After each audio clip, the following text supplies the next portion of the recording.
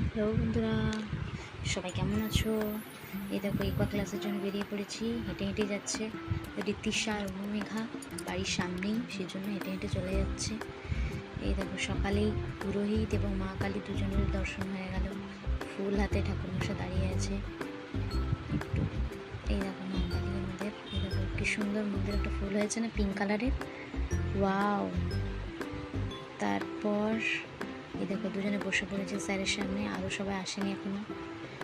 Chowmein সেদ্ধ করতে দিয়ে দিলাম।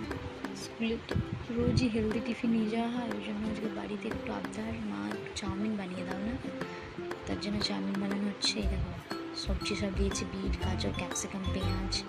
চাউমিনটাও সেদ্ধ করে নিলে দেখো সব ভাজাভুজি হয়ে গেছে, এরপর চাউমিন দিয়ে দিলাম।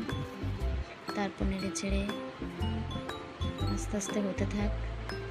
আমি এদিকে জামা কাপড় সব মিলে দিলাম রোদে, কদিন রোদ দেয়নি বৃষ্টির জন্য। ওই দেখো আলু পকোড়, তারপরে দেখো সয়া সস, টমেটো কেচাপ সব কিছু দিয়ে সুন্দর ফিনিশিংটা দেখো।